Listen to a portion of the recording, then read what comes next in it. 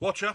Another lovely Sunday here in Hertfordshire. It's quite mild, but it's nice. It's not raining. It's perfect weather for just tinkering around in a workshop. Talking of workshops, have a look at how packed my workshop is. It's terrible. Look at the state of this. I've got some furniture I'm taking the leather off of. I'm going to show you a little bit of a hack, a tip with this upholstery later.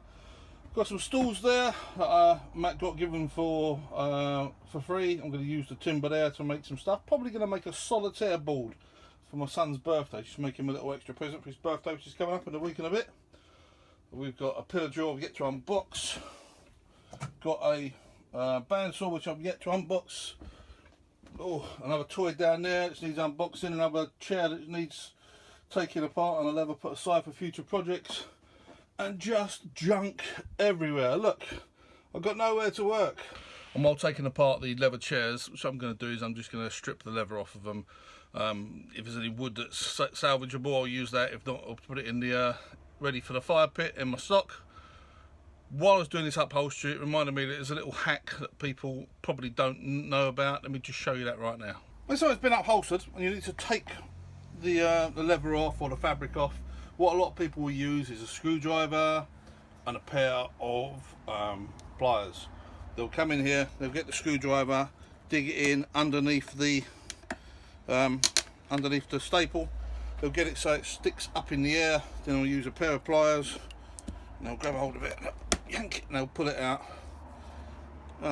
This is a perfect example. What's happened there is it's broke off at the edge, so you're left with a little bit of metal in there. So this method here does work, screwdriver and pliers, but it's not my preferred method. What you want to do is buy yourself one of these tack remover tools. You can get these off eBay for a couple of quid. They're so cheap. But my quick hack, let me bring you in closer. My quick hack on this saves you a lot of time. You only need one tool. When you go in, you bring up your staple. Yeah, one side comes up, turn it over, twist it round and pull it over and it brings it out. So you dig in, one side's come out. Rather than using a pair of pliers, get that in there, twist it and it comes out. It saves you a lot of time changing tools all the time. One more time, it comes out, twist it and pull it out. Just saves you a load of time. You know, upholstering something like this, it might save you 10-15 minutes per chair.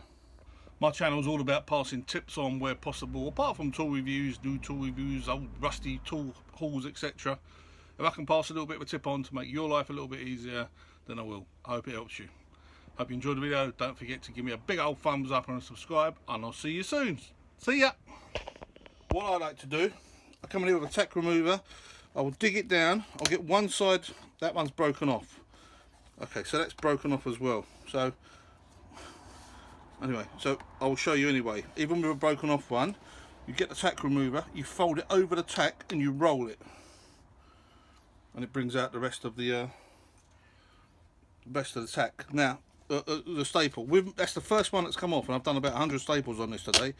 So that's what normally happens. It comes out. You stick your tack remover in, you rotate it. Oh, bloody commentator's curse. It broke off on me. Right, let's go again. Let's show you.